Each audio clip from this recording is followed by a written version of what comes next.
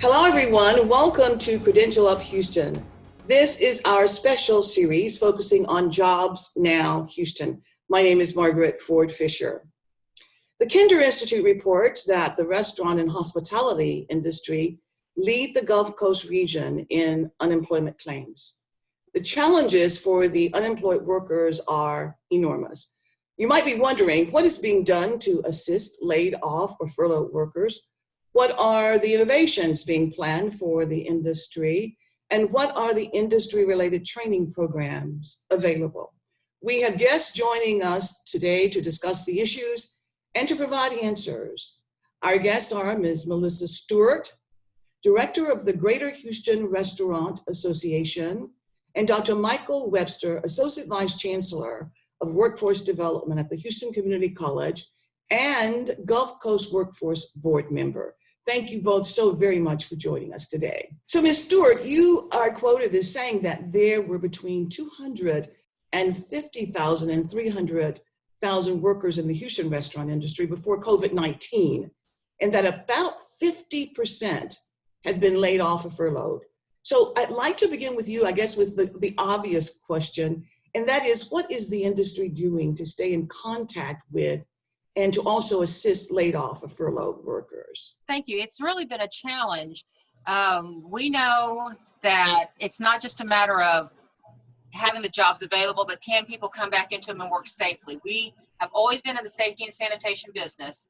So we want to make sure not only our guests feel safe, but we're really concerned that our employees have that same sense of safety and ability to come back with childcare and schools being closed, some of the care for elderly family members. It's just been a really big challenge.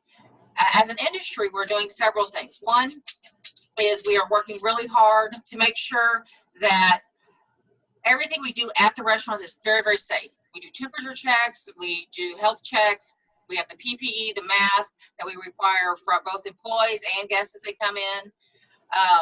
We have monies that we've been putting, we do some to the restaurants because it doesn't help to support the worker if we don't have anywhere for them to go work. But we're also working with a number of groups to provide relief for the workers. And you can go to our website, txrestaurant.org, and there's a COVID resource page, and all of our different opportunities are listed there as far as just sort of that immediate need help that we want to be able to provide for folks. So it's really vast, the range of services needed, and I think you laid those out quite specifically. And I think, a lot of people don't think about that range of services that would be required. And what I was reading that I thought was also significant is that there have been a number of vendors who have also set up funds. For example, the Restaurant Strong Fund with $1,000 grants, which was really very impressive, and also the Restaurant Employee Relief Fund to provide educational support opportunities for the laid off workers, which is also quite substantial. We've been really proud. The restaurant industry and the hospitality industry have always really considered everyone in their family. And it's been really tough. I know in March when we had to close the dining rooms and so many of our operators had to go around and basically furlough or lay off folks, it was a devastating, several days. And it hasn't gotten a lot better, but it's just terrible. These are the folks you eat with and you spend time with and and you love and you care for. And they're such a part of the customer experience that you worked so hard to create, and now you're in a situation where we weren't able to, keep everybody on. And a lot of folks have come back, and we have folks who are expanding and growing. So that's actually really positive. Our challenge at the moment is we actually do have a little bit of an employment lag, just because not everybody who will eventually want to come back actually can come back right now. And so restauranting is always hard.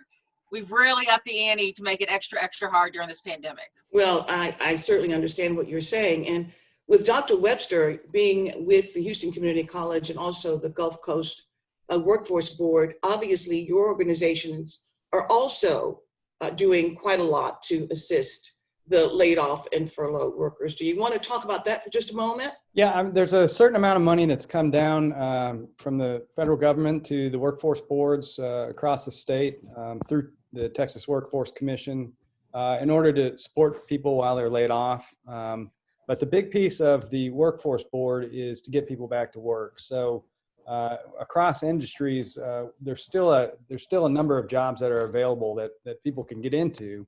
And specifically to this conversation, the restaurant industry is kind of an end user of the supply chain, and there's a lot of opportunity if you go up that supply chain into warehousing, logistics, transportation, and it's still connected to the industry, but it might just obviously not be in the front of the house of a restaurant. So I think there's some opportunities that the Workforce Board is trying to present, and HCC, we're trying to train folks into those jobs that are available right now. Very good. The Center for Houston's Future indicates that about a third of Houston's food and entertainment workers are immigrants, and they work at all levels.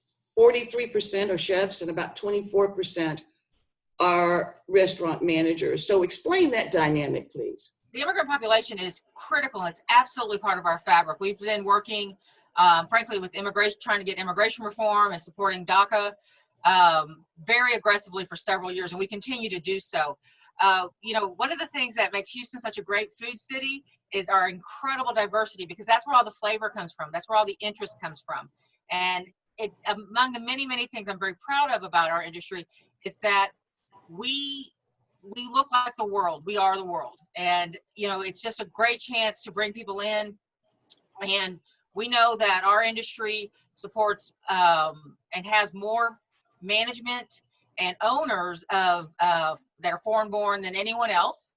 And it's pretty exciting. We think it's a great place to be, but we have a lot of work to do because we want everyone who's here and working and contributing to feel really safe about it. To you, Dr. Webster, I think in line with what Ms. Stewart is saying, what are the messages to students who are enrolled in programs and they want to pursue jobs in the industry? What are you telling them? Well, in this industry in particular, it's rather interesting because we have folks that are in school and working in this industry, but at the same time, they also want this as their end road when they get out of school. So we kind of see it at both ends. I mean, speaking of, the immigrant population, HCC has the largest immigrant student body in the nation. So, we're specifically connected to this in the data that you connected into. So I think that in the long run, we're in a blip situation right now. Of course, it's been going on almost 6 months now, but it's going to hurtle over. And when it does, folks are going to need jobs, and the restaurants are going to need employees. And it's one group that may be somewhat difficult to keep in contact with, but there are needs there as well, and that's the undocumented. And so the question is, how do you follow up with that population as well? Because they have the same needs that you mentioned earlier, both of you, in your comments. So what we're going to do, we're going to continue our conversation in just a moment. We're going to take a break right now, and when we return, we will talk about technology-related innovations being considered in the event of future disruptions as well. So please stay with us. We'll be right back.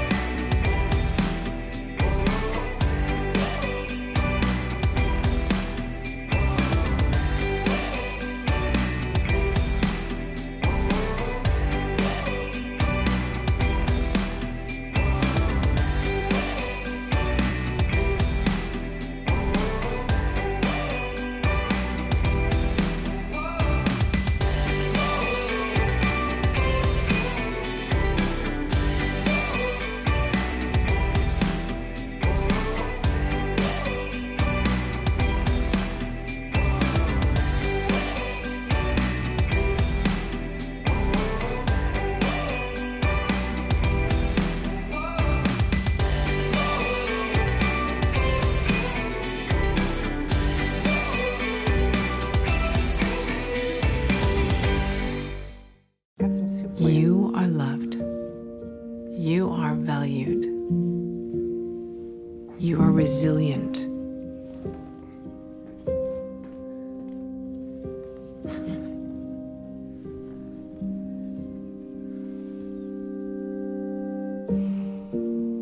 You got this.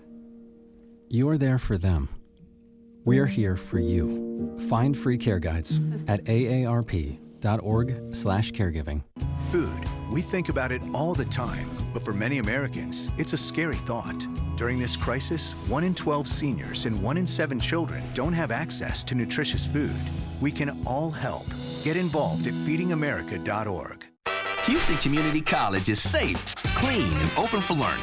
We're sanitizing our classrooms and reducing class sizes so you can feel good when you come back. Register now at hccs.edu/college your way.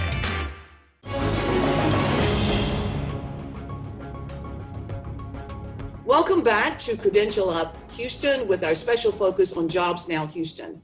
Ms. Stewart and Dr. Webster, thank you so much for the work that you do and for sharing with us today. So in this segment, I would like for us to continue our conversation about the undocumented workers and how you stay in touch with them. And then I'd like to talk about the range of innovations in the industry, as well as the smart technologies being considered to facilitate a quicker pivot in the event of future disruptions. So let's begin by talking about the undocumented workers and how you're able to provide the support services for them. Stewart? Well, I'll tell you what I see that we have owners and operators doing. One of the blessings, I guess, if we want to call it that we have during this pandemic that we didn't have in 1918 is this little magic, computer in our pockets. So we know that we have a lot of our members and our employees that they really do, they're able to stay in contact really well through that. And so they have phone trees, and you also have a lot of times, depending on the restaurant, you may have multiple family members all working there. So that's one way that you can stay in touch. Our city, Houston, Mayor Turner really and Judge Hidalgo, one of the great things they've done is they've really worked hard to make sure that people who need testing, who need foods, a lot of these things, they're just, you show up, you state you have a need, you get it. And so that really does help with our undocumented population. Okay, very good. And with Dr. Webster, are you seeing quite a number of undocumented residents coming in as well, seeking employment through the Gulf Coast Workforce Board? So the services through the Workforce Board are limited in that fashion. But I think, on the college side, we're fearful of what the federal government was going to do for the student visas, and very appreciative that it didn't go through, because obviously that student body is just as important as any other student in our system. And from the college, we can serve any student as long as they hit our door and are willing to learn. So, from that standpoint, I think there's an opportunity. And there's different forms of funding that can be provided for training, whether it comes from the Workforce Board, from our foundation, or from other sources. We can generally find dollars to help somebody, even if they're undocumented. So as we look at the innovations, June 2020 article in Brookings indicated that the restaurant sector must adapt and innovate to survive. So if you agree, tell us how your organizations are innovating in the event of future disruptions. And so with respect to the hospitality and restaurant industries, what are you seeing and what are you leading and advocating for, Ms. Stewart? One thing that I will say up front, and I say it a lot, we've always been in the safety and sanitation business, so that hasn't been too big of a pivot for us. But technology, I think, is probably a bigger part. In March, when we shut down the dining rooms, many restaurants had to very, very quickly pivot to become curbside pickup and to reconfigure their concepts for to-go. And they've really done a brilliant job. And frankly, we've had a lot of help from our government elected officials and our different agencies to let us be more innovative. So things like alcohol to go, the foods that we're making at restaurants that are being sold in the grocery stores, we got that to happen really quickly. Having our restaurants act as a grocery store to help the supply chain, that's been going on. We're using QR codes so that nobody has to touch a menu. There are things that seem pretty simple, but when you're just running hard every day, you may not have taken the time to do it. And some of the government and things that are kind of legal and all those things that you have to jump through, regulatory issues, that can be a real challenge. And so this has given us a chance to sort of fast track some of that stuff. But what we're seeing more and more is restaurants improving their digital footprint and communicating more with their customers, because if we can't bring them into our restaurants, we still want them to know they're part of our family. So we've seen a lot of good social media and connectivity through that. And it, forced some of the late adopters to get on board, which is a great thing. And it's a break for our young students, because that's a need we have. We need someone who can tweet. We need somebody who can Snapchat, who's good at the Insta pictures, all that good stuff. So there's a whole segment within our industry that's perfect for the early adopters and the techie savvy kids. Well, you are so right. And of course, that curbside pickup made a big difference in my life as well. So, as you talk about the trends, there have been 3 top technology trends that have been talked about a lot. And so, Dr. Webster, I'd like for you to talk about how those are integrated into the continuing education and the degree training at the college. One is robotics, which is said to have very, very high significance for the industry, as well as 3D printing and blockchain. So what are your thoughts about those and how they help to prepare students to go into the industry as well and to make a difference? Going back to the supply chain, you definitely will see robotics being a big portion of that. Whether it's a distribution center that is trying to cut their bottom line as best they can, robotics is used. I mean, I've been in a food distributor here, their warehouse in Houston, and they're using robotics just to pick foods off of the large racks in their warehouse. So obviously that's one that's big. The blockchain is similarly part of your supply chain. You're going to see the need for people to be able to manage and manage not only the system and the supply chain, but also the back end administration to keep it moving. So again, that's a big one. One of the ones you didn't mention though was cybersecurity. And so any industry that uses a computer has to have staff to adequately keep the system secure. I mean, yesterday is a good example. Some of the highest level people that we know in the world were hacked in their Twitter accounts. So cybersecurity is obviously one that we've got to tap into. And those are all programs that go across industries. And we'll train you here in HCC to do it. That's very, very exciting. So, Ms. Stewart, are you also conducting the continuing education training for your employees as well, and others within the industry to ensure that they have knowledge of these kinds of skill sets? Technology is probably our most asked for training, because what happens is so many of our operators, they open a restaurant with a dream and their grandmother's recipe, or they love being around people. They like the pace, but some of the financial P&L stuff wasn't their thing. Somebody who's a great restaurateur who loves to be out with people is not going to want to be in the back room, sitting down playing, doing all the stuff on the computer. So those are things that there's always a high need for. And if you have a passion for the industry and you have those skills, it's a really important connection to those, for those 2 things. And as Michael said, it's going to be more and more important. If anything that we've learned from the pandemic is, we're seeing robots come out a little bit faster, becoming more affordable so that they become a viable option. You're never going to fully replace the human, because that's what makes restaurants fun and wonderful. They're our community, they're our cornerstone, they're people. But if we can have somebody chop lettuce in the back, that's a machine, that's safe and repetitive and boring, great, let them do it. Let's take care of the customers. So COVID-19 really has not caused irreparable damage to the restaurant and hospitality industries, has it? Or just create an opportunity for us to now create new opportunities for employers and employees? Yes, we're going to see some really nice innovation jumps and some regulatory jumps, but at the end of the day, we're going to lose so many restaurants who could not hold on financially, and it's just a heartbreak. Every restaurant that closed hurts somebody's heart, and it's bad. That is bad. And of course, one of the things that we want to take a look at is a recovery plan. What is the recovery plan for many of the restaurants that were thriving at one time and are now having difficulties? Well, we are going to take another break. And when we come back, not only are we going to talk futuristically, we are going to talk about certifications needed for the post-COVID era. So please stay with us.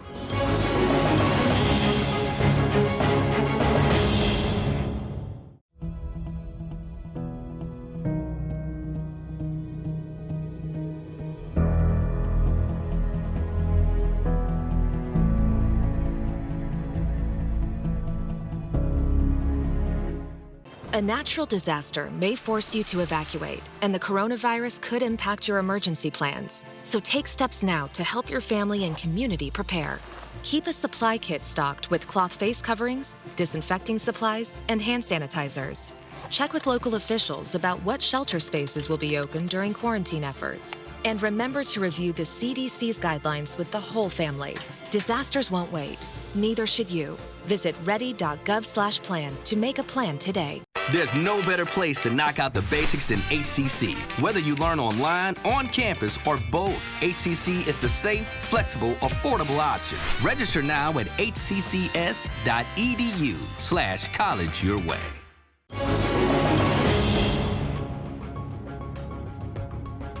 Welcome back to Credential Up Houston and our special focus on Jobs Now Houston. Our guests are Ms. Melissa Stewart of the Greater Houston Restaurant Association and Dr. Michael Webster of the Houston Community College, a member of the Gulf Coast Workforce Board.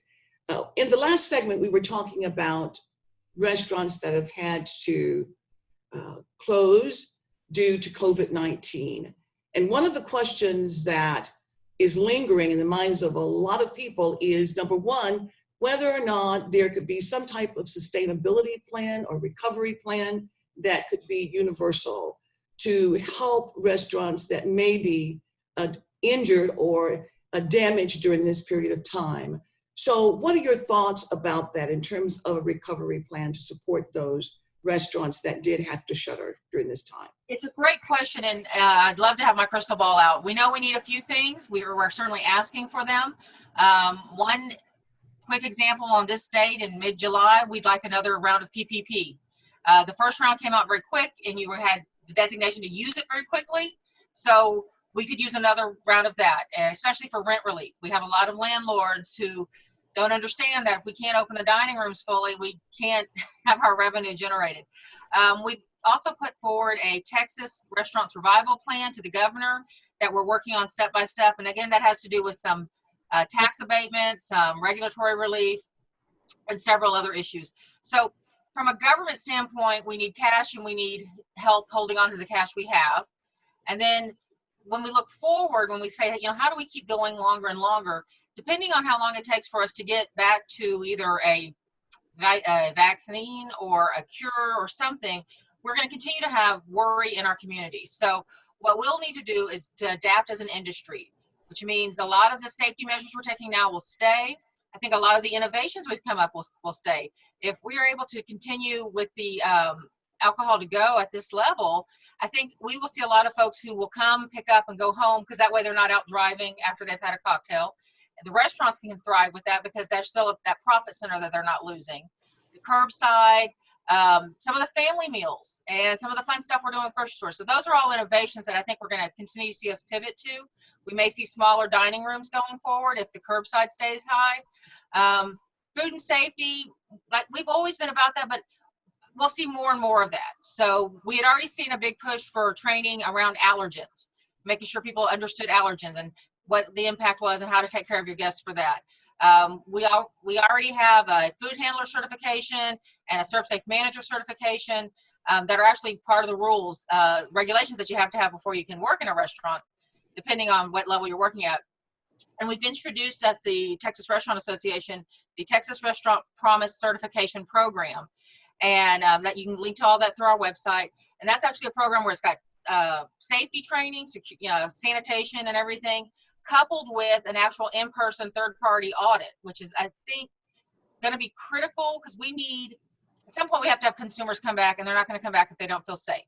So these are the different steps that we want to take and be really obvious about so that people come back with us. We can get going, and just continue to be the exciting industry that we are. And of course, it is an exciting industry, and I think most people enjoy having that freedom to go out and not necessarily be concerned about, picking up a virus or some type of problem that would cause long-term health challenges. So I really appreciate what you're saying. And so, Dr. Webster, in your view, do you think there needs to be a universal set of standards for training students who will then go into the restaurant and hospitality industries? Well, I think the industry's been good to promote, key certifications that drive that already. Melissa mentioned ServSafe for one. I mean, there are steps in place already, and even in our curriculum, in addition to the certifications that require them to take safety seriously. So I think on that front, the industry is actually ahead of the game in terms of what they have to offer. I think what they need right now is just this shot in the arm from the federal government. So what I think, typically when we have a disaster such as a hurricane or something like an earthquake, what oftentimes the federal government will do is put out SBA grants or loans, or an EDA, economic development grant and loans. And I've already seen a couple of those right now. I imagine that they might be holding off on releasing more of those because we're still in the midst of, not flattening the curve, if you will. So I think once things kind of settle down, you're going to see some programming come from the feds that's going to help give that shot in the arm to the industry that it's looking for. On the back end of that, we're going to be there to train the students that are looking for jobs in this industry. Okay, and of course you have the advisory committees as well, comprised of industry leaders who are able to provide that input into exactly what is needed in terms of new training opportunities for students in order for them to go into the workforce. So I really appreciate that as well. So as we draw close to the end of our program, I would like to get recommendations from both of you, because this is really critically important as we look at some of the areas that perhaps we've not covered, but that you want to make sure that is top of agenda. Let's start with you, Ms. Stewart, and just give us something that you think is really a good nugget for us to take away from this program. I'll give you a quick story because I think it kind of ties everything together when we're talking about food and safety and the hospitality industry. You've seen the commercials where they talk about the pizza comes out of the 450-degree oven and it's never again touched by human hands until it gets to you. Well, we weren't doing that before. It's not like before COVID, we were picking it up and fondling it. We've always been safety and sanitation minded. We are a great industry. We're thriving. We are one of the last great entrepreneurial places. This is really hard. Restauranting is hard, but if you have a passion for it, we're here for you. Use your resources, the community colleges, the trade associations, local friends and family and groups. If you love this industry, there's always a place for you in it, and we're going to be there to give you the support you need to be successful. Excellent. Dr. Webster. Yeah, I mentioned the supply chain side of the industry, and right now there's jobs available.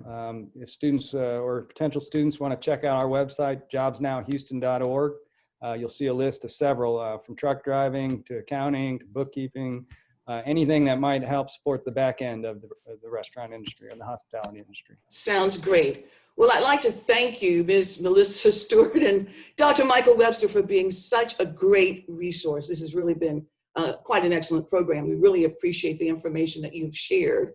And we'd also like to thank you, our viewers, for watching. Please take a moment and go to the Jobs Now Houston website at jobsnowhouston.org and to the website for the Houston Restaurant Association as well. And we'd like to, as a friendly reminder, to say to you, always remember to Credential Up Houston. So again, thank you, and we'll see you again next time.